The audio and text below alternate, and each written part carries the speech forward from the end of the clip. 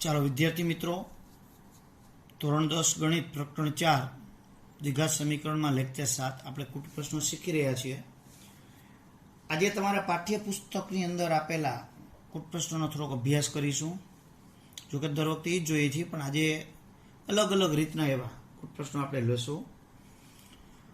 કુટ પ્રશ્નો કોઈ પણ પ્રકારના હોય, પણ આપણી બુદ્ધિમત્તા કેટલી કામ કરે છે એ મહત્વની વસ્તુ અહીંયા છે. ગોઈખે કુટ પ્રશ્નો ન આવડે.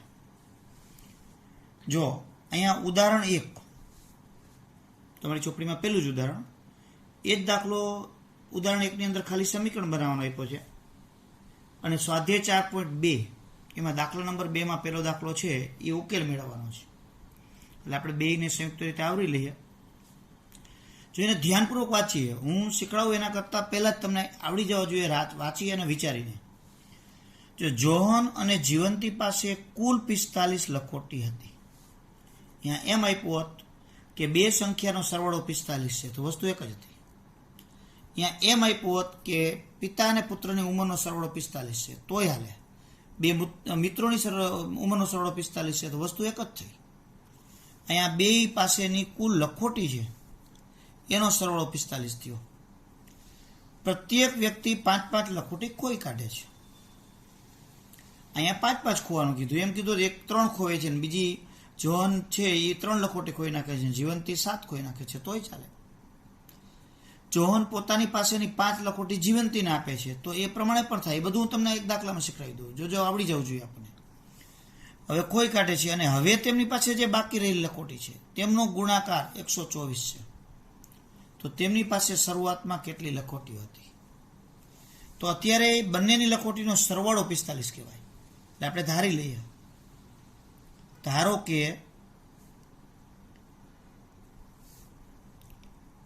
જોહન પાસે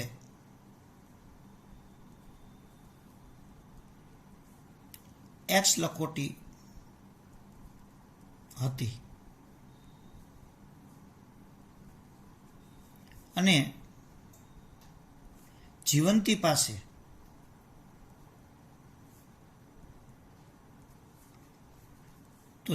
પાસે Y લખોટી તમે લેશો તો X + Y = 45, તો દ્વિચલ સુરેખ સમીકરણ થશે.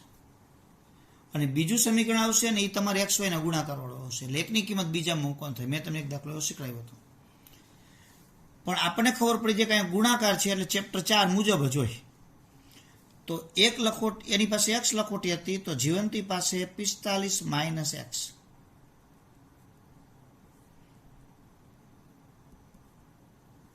લખોટી હતી. એટલે અહીંયા આપણને બે ધારવા માટેની આ શરત આપી હતી સરવાળાની, એ થઈ ગયો. જો ત્રીજા ચેપ્ટર મુજબ જો તો 2XY ધારો તો સરવાળો કરીને 45 સમીકરણ બની જાય, અને બીજી શરત મુજબ બીજું સમીકરણ બને. પણ એક સમીકરણમાં લોપ ચાલે, બીજામાં ગુણાકાર હોય, એટલે એકની કિંમત બીજામાં મૂકવી પડે. તો ચાલો હવે તેમની પાસે બાકી રહી લખો, એટલે 5-5 લખોટી ખોઈ કાઢે છે. એટલે આપણે લખી નાખીએ સીધું જ અહીંયા, બંને 5-5 લખોટી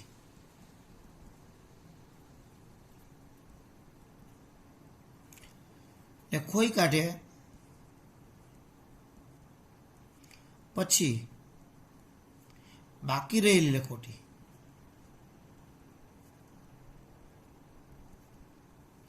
તો જોહન પાસે કેટલી રહેશે? તો X હતી એમાંથી 5 ખોઈ કાઢી, એટલે 5 બાદ. અને જીવંતી પાસે 45 હતી, 45 - X એમાંથી 5ને બાદ કરીએ, એટલે 45 માંથી 5 જાય, એટલે 40 - X લખોટી રહે.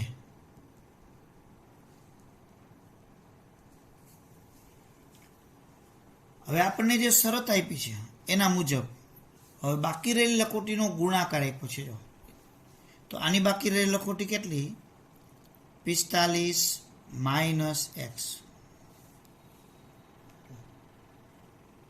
જો બંનેની બાકી રહેલી લખોટી, તો આની બાકી રહેલી 45 - X નહીં, તો એની પાસે હતી જ. તો આને 5 ખોઈ નાખીએ, એટલે જોહનની X - 5. અને આની 40 માઇનસ એક્સ એ બેનો ગુણાકાર કેટલો આપ્યો છે? 124. હવે ઘણીવાર શું કરે કે જોહન 5 લખોટી ખોવે અને જીવંતી 3 ખોવે, તો આમાંથી 5 બાદ કરવાનો, x - 5, અને અહીંયા 3 બાદ કરવાના. તો આ રીતે આવે. એમ કીધું હોત કે જોહન પોતાની 5 લખોટી જીવંતીને આપી દે છે, તો 5 લખોટી જોહન આપે છે એટલે જોહનની તો 5 ઓછી થઈ જ, અને જીવંતીને 5 મળે એટલે 5 પ્લસ થાય, એટલે 45 ને 5 50 માઇનસ એક્સ થાય. એટલે આપણને જેવી શરત આપે એ રીતે આપણે કામ કરવાનું હોય. અહીંયા ગુણાકાર નો આપ્યો હતો અને હવે એમ કીધું હતું કે 5 બે ખોઈ નાખે પછી બાકી રહી લખોટીના વર્ગનો સરવાળો, તો x - 5નો વર્ગ વધતા 40 - x નો વર્ગ થાય, તો એ પ્રમાણે કામ થાય. ચાલો હવે આપણે જે શરત આપી છે એ મુજબ સમીકરણ તૈયાર થઈ ગયું, એનું સાદુરૂપ આપીએ. તો x 40 ને ગુણે એટલે 40x, x ને ગુણે એટલે માઇનસ એક્સનો સ્ક્વેર વત્તે ઓછે ઓછા, -5 આને ગુણે એટલે વત્તે ઓછે ઓછા, 40 ગુણ્યા 5 એટલે 5 ચોક 20 એટલે 200, અને ઓછે ઓછે વત્તા 5x બરાબર 124.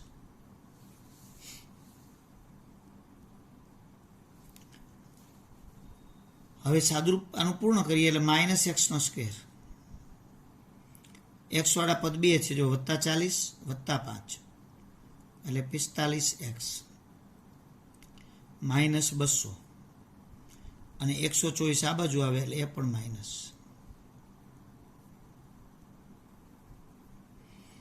x 200 અને 124 એટલે 324. હવે x નો વર્ગ માઇનસ છે એટલે આપણને અવયવ પાડતા ન ફાવે, તો એની નિશાની ઉલટાવી નાખી. એકની નિશાની ઉલટાવો તો બધાની ઉલટે, 45 માઇનસ થઈ જાય 45x, અને આ પ્લસ થઈ જાય. એટલે આ રીતે આપણને સમીકરણ મળે x નો વર્ગ માઇનસ 45x વત્તા 324. હવે અહીંયા આપણે અવયવ પાડવા પડે, તો વળી પાછા એક તમને અવયવ શીખવાડી દઉં. 324 ગુણાકાર થાય, જો છેલ્લું પદ પ્લસ છે એટલે પ્લસ, અને વચ્ચે એના પદની સંખ્યા, સરવાળો 45 અને ગુણાકાર 324. એટલે આવી સંખ્યા મોટી હોય એટલે વળી પાછું આપણને તકલીફ પડે, તો સરવાળો 45 તમારે લેવો હોય તો 45 થી નાની સંખ્યા લેવી પડે, તો જ સરવાળો થાય. તો 45 થી નાનું આપણે 0 વાળું પહેલા જ ગણીએ એટલે 40 આવે, જો સીધું જ. તો 40 સાથે 5 લેવા પડે, તો 40 અને 5નો તમે ગુણાકાર કરો તો 5 ચોક 20 200 થાય, એટલે એ ઓછા પડે. તો પછી 35માં આવી જાઓ, 35 ને 10 45, તો એ બેનો ગુણાકાર કરો તો 350. એ થોડાક વધી ગયા, તો 35માં વધી જાય છે અને 45માં ઓછા રહીએ છે. તો 35 કરતાં હવે થોડીક મોટી સંખ્યા લઈએ એટલે 36 લઈએ, તો સામે 9 લેવા પડે. તો 36 ગુણ્યા 9નો ગુણાકાર કરી લેવાનો, તો 36 ગુણ્યા 9, 9 છકે 54 એટલે 4 5, 9 તરી 27 ને 5 32, તો આવી ગયા જો. એટલે 36 અને 9 એનો આપણને જવાબ મળ્યો. તો એક જગ્યાએ 36 અને બીજી જગ્યાએ 9, આગળ સહગુણક એક હોય એટલે 8 ટેવ પાડવાની. સરવાળો છે બાદ બાકી, તો કે સરવાળો છેલ્લા પદ નિશાની, તો બે નિશાની મધ્યમ પદ જેવી. તો x - 36 બરાબર 0 અને x - 9 બરાબર 0. તેથી x બરાબર 36 અને x બરાબર 9. હવે બે જવાબ મળ્યા. તો આપણે જે ધારેલી કિંમત છે એમાં જો x 36 એ જોહનની લખોટીની સંખ્યા ગણો તો 45 - 36 એટલે જીવંતી પાસે 9 લખોટી હોય. જો આની 9 ગણો તો ઓને 36 થાય. એટલે અહીંયા આપણે બે જવાબ છે એ નક્કી થાય. એટલે જોહન અને જીવંતી પાસે શરૂઆતની અંદર કેટલી લખોટી હશે? તો કે જોહન અને જોહન પાસે 36 હોય તો જીવંતી પાસે 9. જો જોહન પાસે 9 રાખો તો જીવંતી પાસે 36. એટલે અહીંયા બે જવાબ આપણે થઈ શકે. તો કે જો જોહન પાસે 36 તો જીવંતી પાસે 9 અથવા જોહન પાસે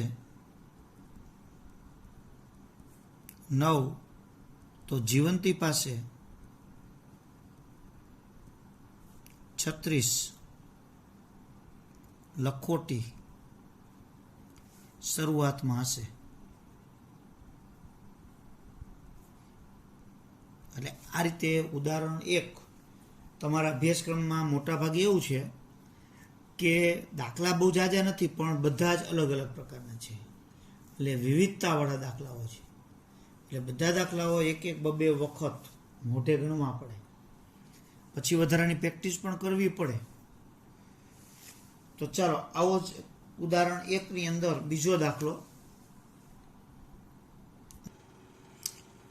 જો ઉદાહરણ 1ની અંદર બીજો દાખલો એ જ સ્વાધ્યાય 4.2માં દાખલા 2નો બીજો છે. જો એ પણ તમારે, જો તમે ક્યારે ગણ્યો ન હોય તો તમને થોડોક જુદો જ લાગે. જો એક કુટીર ઉદ્યોગ એક દિવસમાં કેટલાક રમકડા બનાવે છે, બરાબર સમજો. એક કુટીર ઉદ્યોગ એટલે ઘરે બનાવે તે વસ્તુ, નાનો ઉદ્યોગ એક દિવસમાં કેટલાક રમકડા બનાવે છે. એટલે સમથિંગ કાંઈક રમકડાઓ બનાવે છે. જે બનાવતો હોય રોજના 50 બનાવતો હોય, 40 બનાવતો જે બનાવતો હોય તે. તો આ પ્રત્યેક રમકડું બનાવવાનો ખર્ચ એટલે કે દરેક રમકડું કેટલામાં પડે છે, તો કે ખર્ચ 55માંથી એક દિવસમાં ઉત્પાદિત થતા રમકડાની સંખ્યા બાદ કરીએ તેટલો છે. એટલે એનો અર્થ થયો દરરોજ જે રમકડા બનાવે એ એક રમકડાની પડતર કિંમત સરખી નથી. જો શું કીધું, પ્રત્યેક રમકડું બનાવવાનો ખર્ચ 55માંથી એક દિવસમાં ઉત્પાદિત થતા રમકડાની સંખ્યા બાદ કરીએ તેટલો થાય. માનો કે એક દિવસે 10 રમકડા બનાવ્યા તો દરેક રમકડા બનાવવાનો ખર્ચ કેટલો થાય, તો 55માંથી 10 બાદ કરો 45. તો દરેક રમકડું 45-45માં પડે. જો 20 રમકડા બનાવે તો 55માંથી 20 બાદ કરો તો 35-35માં દરેક રમકડું બને. 5 જ રમકડા બનાવે તો 55માંથી 5 બાદ કરો તો 50-50માં રમકડું પડે. અને જો એક જ રમકડું બનાવે તો 55માંથી 1 બાદ કરો 54 પડે. આવું કેમ થાય, તો ઘણીવાર શું થાય કે જેટલું ઓછું ઉત્પાદન હોય એટલો પડતર તમારી ઊંચી જાય. એટલે તો આપણે સિરેમિક ઉદ્યોગ મોરબીની અંદર શું થાય છે, વધુ ગ્લેઝ રોજ બને કારખાનામાં તો એની પડતર નીચી જાય. એટલે મોટા કારખાના બનાવવા માંડ્યા છે. તો એવું આની અંદર છે. તો કોઈ એક ચોક્કસ દિવસે શું થયું, કુલ ઉત્પાદન ખર્ચ 750 રૂપિયા થયો. તો તે દિવસે ઉત્પાદિત રમકડાની સંખ્યા શોધો લ્યો. તો આપણે તે દિવસે કેટલા રમકડા બન્યા હશે એ શોધવું છે. તો આપણે ધારી લઈએ, ધારો કે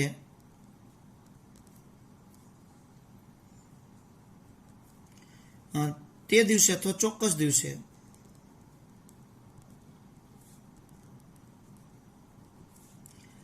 X રમકડા બને છે.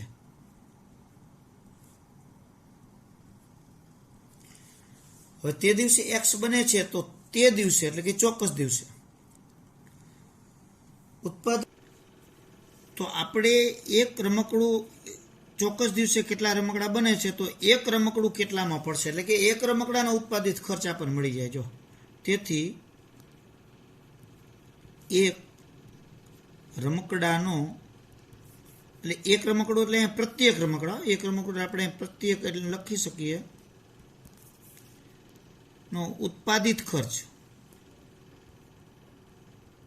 એટલે ટૂંકમાં એક રમકડું કેટલામાં પડે છે તે ખર્ચ આપણી શરત મુજબ, જો પ્રત્યેક રમકડું બનાવવાનો ખર્ચ 55માંથી તે દિવસે કેટલા રમકડા બન્યા સંખ્યાને બાદ કરવાની. તો ખર્ચ કેટલો થશે, 55માંથી X રમકડા બન્યા છે બાદ આટલા રૂપિયા થાય. એક રમકડું આટલામાં પડે 55 - Xમાં. હવે આપણે બન્યા છે X રમકડા અને એક રમકડું આટલામાં પડે છે તો 2નો ગુણાકાર કરો એટલે કુલ ખર્ચ મળી જાય. બરાબર, તો અહીં લખીએ. હવે તે દિવસે X રમકડા બનાવવાનો કુલ ખર્ચ આપણને આપી દીધું, જો 750.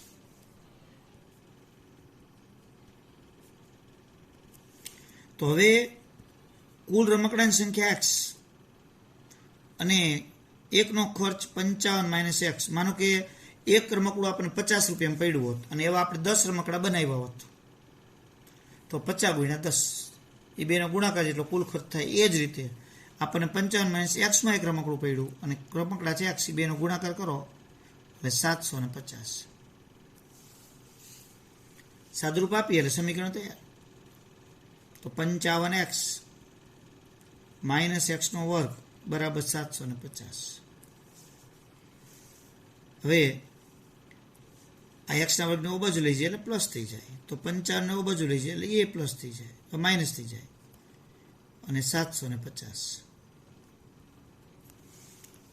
હવે અહીં જાતે તમારે ભાગ પાડવાના. 750 ગુણાકાર અને સરવાળો 55. તો સરવાળો 55 છે એટલે તમારી રીતે 55 થી ઓછી સંખ્યામાં લેતા જાઓ અને વિડીયો બંધ કરી અથવા સ્ટોપ કરી અને તમારે એના ભાગ જાતે પાડવાના છે. બરાબર? તો હવે ભાગ પડી ગયા હશે તો એના ભાગ 30 અને 25 આવે છે. X - 30 થશે અને X - 25. એટલે આના બરાબર 0 મૂકો એટલે Xની જગ્યાએ 30 અથવા X બરાબર 25. એટલે અહીંયા બે જવાબ તમને મળે છે. જો એનો જવાબમાં આપણે લખીએ કે નિશ્ચિત દિવસે અથવા તે દિવસે 25 અથવા 30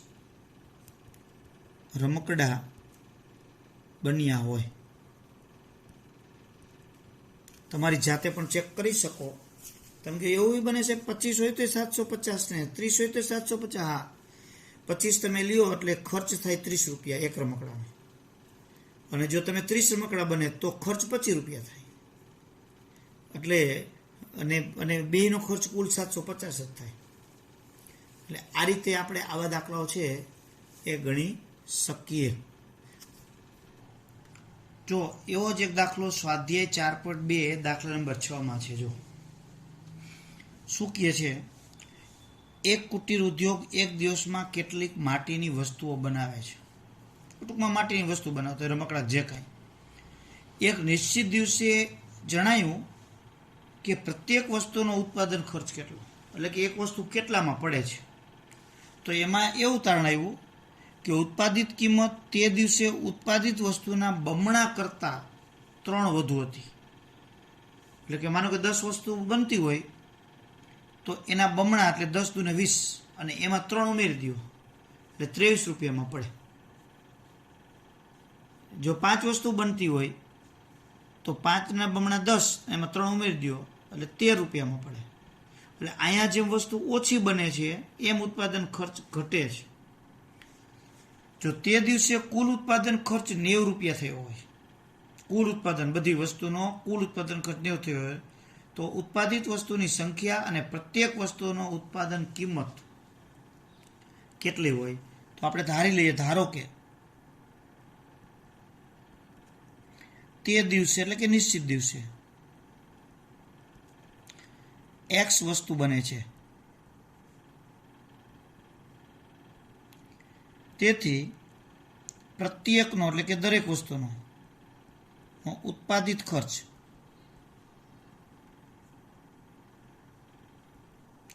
એના બમણા એટલે 2x અને એમાં 3 ઉમેરી દો આટલા થાય છે. હવે વસ્તુ X અને દરેક વસ્તુનો ઉત્પાદન ખર્ચ 2x + 3 બરાબર. તો આપણે કુલ ખર્ચ એટલે તે દિવસે બનેલ વસ્તુનો કુલ ખર્ચ 90 રૂપિયા છે.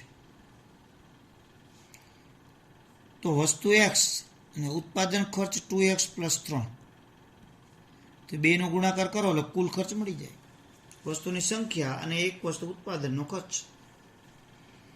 હવે એનું વિસ્તરણ કરો તો 2x² + 3x બરાબર 90. તો 2x² + 3x ને -90. જો અહીંયા સહગુણક આવ્યા 2, સહગુણક 2 આવ્યા તો ડાયરેક્ટ અવયવ ન પડે. ભાગ તો એ રીતે થાય 90 × 2 એટલે 180. છેલ્લું પદ માઇનસ અને વચ્ચેના પદની સંખ્યા. ગુણાકાર 180 બાદબાકી 3. તો બાદબાકી 3 હોય તો તમારે 3થી મોટી સંખ્યા લેવી પડે. 3થી મોટી એટલે 7, તો 10. 10માંથી 7 જાય તો 3. તો 10 ને 7નો ગુણાકાર 180, એટલે 10 અને 7નો ગુણાકાર 70. આપણે જોઈએ છે 180, એટલે 10 અને 7 નહીં આવે. 10 ને 7ની બાદબાકી 3 થાય તો ગુણાકાર નથી થતો. કાંઈ વાંધો નહીં, આગળ જવાનું. તો 10 પછી આગળ જવામાં આપણે ખબર છે કે સંખ્યાઓ નાની છે, બહુ એટલી બધી મોટી નથી. તો એક બબે સ્ટેપ જ આગળ જવાય. તો 10 ને 7થી આગળ જાઓ એટલે 11 આવે. તો 11 ને 8, કારણ કે 11માંથી 8 જાય તો 3, તો 11 88 જ થાય. તો 12 લઈ લ્યો, 13 15 લઈ લ્યો. તો 15 અને 12 જો 15 ને 12 આપણને ખબર પડી જાય. 15 ને 12 તો 15માંથી 12 જાય 3, અને 15 ગુણ્યા 12 કરો તો 180. અહીંયા પણ તમે ડાયરેક્ટ નહીં મૂકી શકો, કારણ કે આગળ 2 હોય એટલે તમારે અહીંયા 15x અને 12x લાંબી પત્તીથી જ મૂકવા પડે. અહીંયા બાદબાકી લીધી છે એટલે 2માં મોટાની નિશાની મધ્યમ પદ જેવી, નાનાની વિરુદ્ધ. આમાંથી x કોમન, તો 2x વત્તા 15. આમાંથી જો 6 કોમન નીકળી જાય, -6 કોમન કાઢ્યા એટલે નિશાની બદલી જાય. 15 6 90, તો 2x વત્તા 15 અને x -6 બરાબર 0. હવે અહીંયા તમે જોઈ શકો છો કે 2x વત્તા 15 બરાબર 0, x -6 બરાબર 0. હવે 15 ઓબજ જાય એટલે માઇનસ થઈ જાય. સાદું જાતો આપણે આવા દાખલો તો ગણેલા જ છે બધાએ. -15/2. અહીંયા x બરાબર 6. હવે કોઈ પણની કિંમત, ભાવ એ ઋણ ન હોઈ શકે, અને અહીં x એ વસ્તુ છે તો વસ્તુ અપૂર્ણાંક અને ઋણ ન હોઈ શકે. એટલે આપણે લખવાનું અહીં ઋણ શક્ય નથી, અથવા વસ્તુની સંખ્યા ઋણ શક્ય નથી. તો તેથી x બરાબર 6. તો જવાબ થયો આમ તે દિવસે વસ્તુની સંખ્યા આપણે ધાર્યું છે શું, કેટલી વસ્તુ બને છે તે. તો તે દિવસે 6 વસ્તુ બનેલ હોય, અને પ્રત્યેકનો ખર્ચ તો વસ્તુના બમણા, અને એમાં 3 ઉમેરવાના. 6 દુ 12 ને 3 15 રૂપિયામાં એનો ઉત્પાદિત ખર્ચ હોય. એક વસ્તુ 15 રૂપિયામાં બની હોય, એવી 6 વસ્તુ બને એટલે 15 6 90 થાય. એટલે આ રીતે દાખલો થાય. ચાલો આપણે એક સ્વાધ્યાય 4.3 એના દાખલા નંબર 5 જોઈએ. જો એ પણ આ બધા દાખલો એક હરખા જ ગણાય, કે એની અંદર થોડીક બુદ્ધિમત્તાથી ખાલી વિચારવાનો દાખલો થાય. શું કહે છે દાખલો? જો એક વર્ગ કસોટીમાં શેફાલીના ગણિત અને અંગ્રેજીના ગુણનો સરવાળો 30 છે. વળી પાછો સરવાળો આવ્યો. ઉંમરનો સરવાળો હોય, લખોટીનો સરવાળો હોય, બધું એક જ. જો તેને ગણિતમાં 2 ગુણ વધુ અને અંગ્રેજીમાં 3 ગુણ ઓછા મળ્યા હોત તો તેમનો ગુણાકાર 210 થયો હોત, તો તેણે બંને વિષયમાં મેળવેલ ગુણ શોધો. જો આ બધા એક જ હરખા દાખલા કહેવાય. અહીંયા સરવાળો છે તો આપણે એવી જ રીતે ધારવા પડે. ધારો કે શેફાલીએ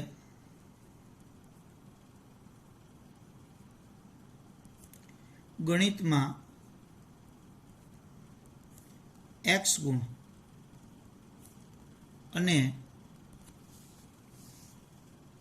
અંગ્રેજીમાં હવે બેનો સરવાળો 30 છે, એટલે 30 - x ગુણ મેળવ્યા હશે. કોઈ એમ કે સાહેબ હું તો x અને y ધારું તો હાલે, તો x વત્તા y બરાબર 30 થશે. પણ પછી બીજું સમીકરણ તમારે ગુણાકારમાં આવશે x y ના, એટલે તમારે એકની કિંમત બીજામાં મૂકવી પડે. હવે અહીંયા જો આપણને બીજી કન્ડિશન શું આપી છે, જો તેને ગણિતમાં 2 ગુણ વધુ મેળવ્યા, એટલે આપણે એની શરતમાં લઈએ, જો ગણિતમાં 2 ગુણ વધુ એટલે x+2 અને અંગ્રેજીમાં 3 ગુણ ઓછા, તો અંગ્રેજીમાં કેટલા થશે? 30 - x છે, એમાં 3 ઓછા, એટલે 30 માંથી 3 જાય એટલે 27 - x. જો અંગ્રેજીમાં 27 ગુણ મેળવ્યા હોત તો તે ગુણોનો મેળવ્યા હોત તો તે ગુણોનો ગુણાકાર 210 થાય છે. તો હવે આ ગુણ મળ્યા છે x+2 અને 27 - x, એનો ગુણાકાર 210. આ રીતે થાય. એટલે ટૂંકમાં ઠંડા દિમાગથી રકમ વાંચી, વિચારી અને બરાબર ધ્યાનપૂર્વક મગજની અંદર ઉતારીએ, કોપી ન મારીએ દાખલાની, તો 2-3 દાખલે આપણું મગજ આ રીતનું કામ કરતું થઈ જાય. હવે આપણે કામ છોડી તો 27x, તો પેલું પદ આને ગુણે, પછી પેલું x ને ગુણે એટલે x નો વર્ગ, પણ વત્તે ઓછે ઓછા 2 ગુણે એટલે 2 × 27 એટલે 54, અને 2 × x એટલે 2x વત્તે ઓછે ઓછા 210 ને આ બાજુ લઈ લઈએ એટલે માઇનસ થઈ જાય, એટલે એકાર બધું પતી જાય. x નો વર્ગ માઇનસ 27x પ્લસ અને 2x માઇનસ એટલે 25x વધે, 1 પ્લસ માઇનસ એટલે બાદબાકી થઈ જાય, એટલે આ બે આવી ગયા, વત્તા 54 ઓછા 210, જો 1 પ્લસ ને માઇનસ એટલે બાદબાકી થાય, એટલે 210 માંથી 54 ને બાદ કરવા આપણે, તો 210 માંથી 54 ને બાદ કરી નાખો એટલે 10 માંથી 4 જાય એટલે 6, કારણ કે આ 10 કો લીધો એટલે. હવે અહીંયા વધી 0 એટલે 10, 10 માંથી 5 જાય એટલે 5, અને અહીંયા વધ્યા 156. નિશાની ઉલટાવી નાખો તો x નો વર્ગ પ્લસ થઈ જાય, 25 માઇનસ થઈ જાય, અને 156 એ પ્લસ થઈ જાય. એટલે આ રીતનું આપણને સમીકરણ મળે. હવે એના ભાગ પાડવાના, તો વળી પાછા તમારે ભાગ જાતે જ પાડવાનો હોય. હવે તો એટલે ભાગ પાડી જ નાખો જાતે, વિડીયો સ્ટોપ કરીને પછી જ ચાલુ કરજો. એટલે અહીં ગુણાકાર 156 અને સરવાળો 25 લાવવાનો છે. સરવાળો 25 લાવવાનો હોય એટલે 20 ને 5 25, 20 × 5 = 100, ગુણાકાર જો 100 થયો નાની સંખ્યા છે. તો હવે 19 લઈએ, તો 19 ને 6 25, તો જો 19 ને 6 અને 25 નો મોઢે જ ગુણાકાર કરવાનો. 19 માં પાછળ 9 એકમ અને 6 ગુણ એટલે 9 × 6 = 54, વાંહે 4 આવે જવાબમાં, તો અહીંયા તો 6 છે એટલે કેન્સલ. તો 18 ને 7 પછી, તો 18 માં પાછળ એકમ 8, 8 7 ને ગુણે 8 × 56, તો 18 ને 7 ગુણાકાર થઈ શકે પણ ગુણાકાર કરવાનો એ નહીં આવે, એટલે આવતો નથી, પણ પાછળ 6 આવે. એટલે હવે આપણે આગળ જતા જઈએ તો કદાચ કેટલા એમ કે સાહેબ તો 15 જ લઈ લ્યો ને. હા, 15 લઈ શકાય. 15 ને 10 25, તો 15 × 10 કરો એટલે 150, તો હજી નાની સંખ્યા છે. તો 15 ને 10 થી આગળ જવું પડે, તો 14 અને 11, તો 14 માં પાછળ 4 ને 11 માં 1, એકમનો ગુણાકાર 4 × 4, વાહે 4 નથી એટલે કેન્સલ. તો 14 પછી આગળ જાવ એટલે 13 અને 12, તો 13 માં 3 અને 12 માં 2, તો 3 દુ 6 થાય, એટલે એનો ગુણાકાર કરી શકો, તો 13 અને 12 એનો જવાબ આવે છે. એટલે અહીંયા 13 મૂકો અને અહીંયા 12. જો સરવાળો છે એટલે બે નિશાની મધ્યમ પદ જેવી. અહીંયા તમે x શોધશો એટલે 13 આવશે અને અહીંયા 12 આવશે. એટલે અહીંયા તમને 13 અને 12 એવા બે જવાબ મળ્યા. તો આપણે કહી શકીએ હવે આ બે માંથી કયો જવાબ સાચો, તો બે પ્લસ છે. એટલે તમારે બે જવાબ ઉપર એના જવાબ તૈયાર કરવા પડશે. કે શેફાલીની જો ગણિતમાં x છે એટલે આપણે ધારીએ કે જો ગણિતમાં x એટલે 13 ગુણ તો અંગ્રેજીમાં 30 માઇનસ એક્સ એટલે કે 30માંથી 13 બાદ કરી નાખો એટલે 17 ગુણ મળ્યા હોય.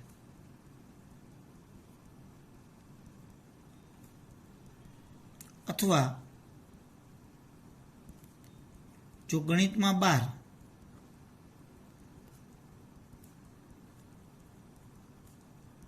તો અંગ્રેજીમાં 30માંથી 12 જાય એટલે 18 ગુણ મળ્યા હોય.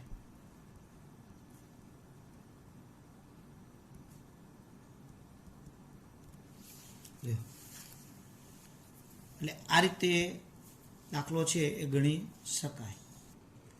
ચાલો આપણે ઉદાહરણ 15 જોઈએ. ઝડપવાળું છે. ઝડપના દાખલા આપણે આગળના વિડીયોની અંદર જોયા હતા, પણ અહીંયા જે આ દાખલાઓ છે એ નદીના પ્રવાહવાળા છે. એટલે આપણે એક બાકી રાખ્યો હતો. જો એની રકમ શું છે, એક મોટર બોટની શાંત પાણીમાં ઝડપ અહીંયા તમને આપી દીધી છે 18 કિમી પ્રતિ કલાક.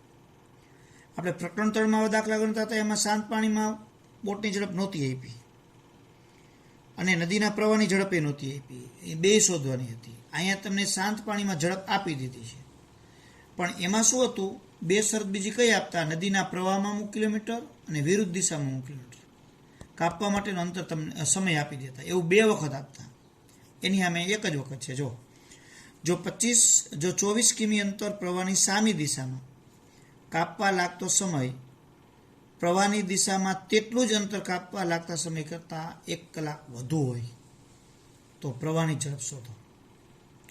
એટલે અહીંયા તમને શું કીધું છે કે 24 કિમી પ્રવાહની સામે દિશામાં અને 24 કિમી પ્રવાહની દિશામાં અંતર કાપો તો સામા પ્રવાહ સમય વધુ જ લાગે, કારણ કે ઝડપ ઘટી જાય, તો 1 કલાક વધુ સમય લાગે છે. તો પહેલાં તો આપણે શોધવાનું શું કીધું, પ્રવાહની ઝડપ. તો આપણે પ્રવાહની ઝડપ ધારી લઈએ. ધારો કે નદીના પ્રવાહની ઝડપ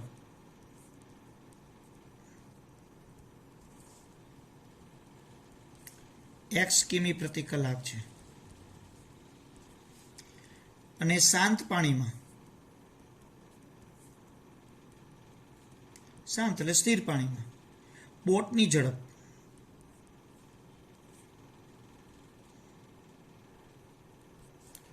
18 કિમી પ્રતિ કલાક આપેલ છે.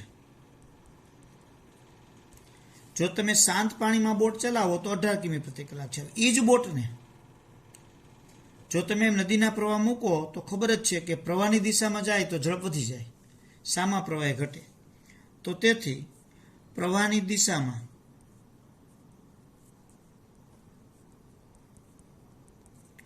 બોટની ઝડપ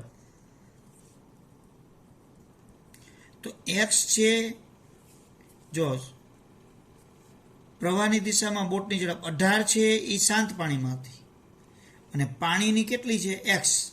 તો આ રીતે તમે નદીના પ્રવાહની અંદર બોટને મૂકો તો બોટની ઝડપ કેટલી વધે, તો કે જેટલી 18 હતી એમાં પ્રવાહ જેટલો ધક્કો લાગે એટલે x જેટલી વધી ગઈ. જો પ્રવાહ જેટલી, એટલે અહીંયા 18 વત્તા x કિમી પ્રતિ કલાક થાય. અને આ ઝડપે 24 કિલોમીટર કાપતા લાગતો સમય તો અંતરના છેદમાં ઝડપ એટલે અંતર 24 અને ઝડપ 18 વત્તા x, આટલો સમય એટલે કે આટલી કલાક લાગે. તેમજ હવે સામા પ્રવાહે બોટની ઝડપ આપણને ખબર છે કે સામા પ્રવાહ જો આમ જઈતો હોય તો એ પ્રવાહ દિશામાં, પણ વિરુદ્ધ દિશામાં તમે જાઓ તો બોટની ઝડપ છે એ 18 હતી, એમાં x જેટલી ઘટી જાય, પાણી જેટલી. સામા પ્રવાહે બોટની ઝડપ 18 માઇનસ x કિમી પ્રતિ કલાક થશે. અને તેથી આ ઝડપે એટલે સામા પ્રવાહે 24 કિલોમીટર કાપતા લાગતો સમય તો અંતર છે કેટલું 24 અને ઝડપ 18 - x એટલે આટલી કલાક થાય. હવે ઝડપ છે એ સામા પ્રવાહે ઘટી એટલે સમય વધ્યો. પ્રવાહની દિશામાં ઝડપ વધુ થાય એટલે સમય ઘટે. તો આપેલ શરત મુજબ આપણે લઈએ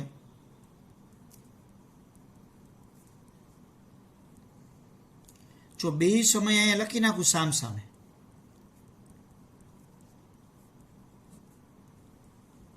અહીંયા જોઈ શકો કે આ છેદરી ઝડપ થઈ, આખું ગણો તો સમય થાય. જો અહીં ઝડપ વધુ છે એટલે સમય ઓછો, અહીં ઝડપ બાદ થઈ જાય 18 એટલે ઝડપ ઓછી છે એટલે સમય વધુ. અને આમે તમને ખબર પડી જાય કે પ્રવાહની દિશામાં સમય ઓછો લાગે, સામા પ્રવાહે ધીમી થઈ જાય બોટ એટલે વધુ લાગે. એટલે 1 કલાક આ સમય વધુ લાગે છે, તો એમાંથી હું 1 કલાક સમય બાદ કરી નાખું એટલે બે સરખું થઈ જાય. હવે અહીંથી સાદુરૂપ આપવાનું. જો આ મૂકવામાં બરાબર હજી જોઈ લ્યો, ઝડપ વધુ હોય એટલે સમય ઓછો, આ ઝડપ ઘટી સામા પ્રવાહ એટલે સમય વધી ગયો. તો કેટલો વધી ગયો? તો 1 કલાક. તો 1 કલાક બાદ કરી નાખ્યા. આ બાજુ મૂક્યો તો 1 પ્લસ થાય તો આ ન આવે. હવે અહીંયા 24 ને કેટલા ગુણશે? 18 - x, કારણ કે છેદમાં આ છે એ ન ગુણે, આ ગુણે. આ 24 ને 18 + x ગુણે. 1 ને 18 પ્લસ x એ ગુણે અને 18 - x પણ ગુણે. સાદુરૂપ આપીએ તો 24 × 18. તો 24 અને 18 નો ગુણાકાર આપણે કરવો પડે. એવું લાગે તો રફની અંદર ગુણાકાર કરી નાખવાનો.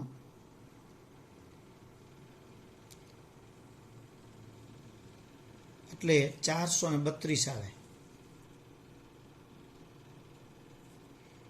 પછી 24x ફરી પણ 432 વત્તા 24x.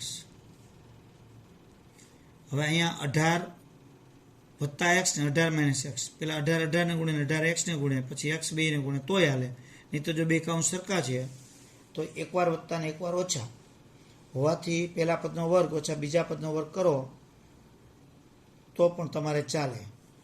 એટલે 18 × 18 તો 324 અને x નો વર્ગ. પણ આગળ માઇનસ છે એટલે કાઉન્સમાં જ મૂકવું. જો આ બંને બાજુથી 432 ઉડી ગયા. જો 24x નહીં ઉડે, કારણ કે એક માઇનસ ને પ્લસ છે, સમાન ન ગણાય. એટલે અહીંયા એ ન ઉડે. આ 24x ને ઓ બાજુ લઈ જાય તો બધા પદ એ બાજુ રહીએ. પણ એવું ન કરતા એક વખત લખીએ એટલે માથાકૂટને ભૂલનું પ્રમાણ ઘટી જાય. 324 માઇનસ અને વત્તા x નો વર્ગ. હવે x નો વર્ગ આ બાજુ પ્લસ છે તો બધાને એ બાજુ જ લઈ લઈએ.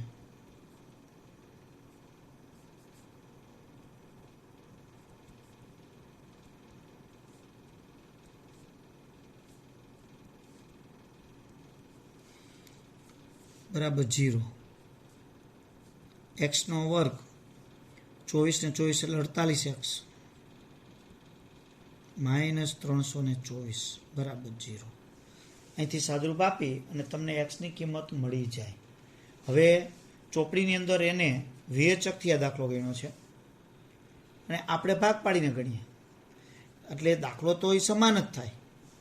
તો આનો આપણે ભાગ પાડીને દાખલો ગણીએ તો ગુણાકાર 324 અને બાદબાકી 48. જો હું તમને એકવાર ભાગ કરતાં શીખવાડી દઉં પાછા, કારણ કે મોટી સંખ્યા છે એટલે 324. છેલ્લા પદની નિશાની માઇનસ અને 48. તો બાદબાકી 48 લેવી તો 48 કરતાં મોટી સંખ્યા જ આવે. તો 48થી મોટી 50, નજીકની જ લેવાની 0 વાળી. 50 માંથી 2 જાય એટલે 48, પણ 50 ને 2 નો ગુણાકાર 100 જ થાય. તો આગળ વહી જાઓ તો આપણે તરત ખબર પડી જાય કે તો 60 અને 12 લઈ તો 60 × 12 તો 12 × 6 72 720. તો બહુ વધી ગયા. તો હવે 50 થી જ ચાલુ કરો, એક એક લેતા જાઓ. તો 51 ને 3, 51 માંથી 3 જાય તો 48 જો. પણ 51 માં પાછળ 1, 3 1 3, અહીંયા 3 નથી એટલે કેન્સલ. તો 52 લ્યો. 52 ને 4 તો 52 માં પાછળ 2, 4 ને ગુણે 4 દુ 8, એ નથી એટલે કેન્સલ. 53 ને 5, 53 માંથી 5 જાય તો 48, 53 ના પાછળ 3 ને 5 તરી 15, એ પણ કેન્સલ.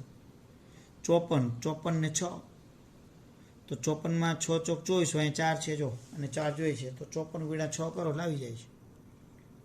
એટલે અહીંયા મોટા નિશાની મધ્યમ પદ જેવી અને નાનાની વિરુદ્ધ. એટલે અહીંયા તમે લ્યો તો x બરાબર -54 અને x બરાબર 6. તો ઋણ શક્ય નથી. કૂટ પ્રશ્નમાં ઋણ શક્ય નથી જ આવે, કારણ કે વ્યવહારિક વસ્તુ છે. એટલે x બરાબર 6 એટલે બોટની ઝડપ અહીંયા તમારે, એટલે કે પ્રવાહની ઝડપ, બોટની નહીં. તો આમ પ્રવાહની ઝડપ 6 કિમી પ્રતિ કલાક છે. એટલે આમ આવે. એટલે આ રે આપણે આજે વિવિધતાવાળા દાખલાઓ ગણ્યા, એવા વિવિધતાવાળા લેસનમાં હું તમને આપીશ. અને હવે આપણે અવયવીકરણથી બીજ શોધવાના દાખલાઓ અત્યાર સુધી ગણ્યા. હજી કુટ પ્રશ્નો બાકી છે, પણ આપણે હવે અવયવીકરણથી બીજ નહીં પણ પૂર્ણ અગણિતથી બીજ લેશું હવે પછીના લેક્ચરમાં. અને પછી વળી કુટ પ્રશ્નો થોડાક લેશું.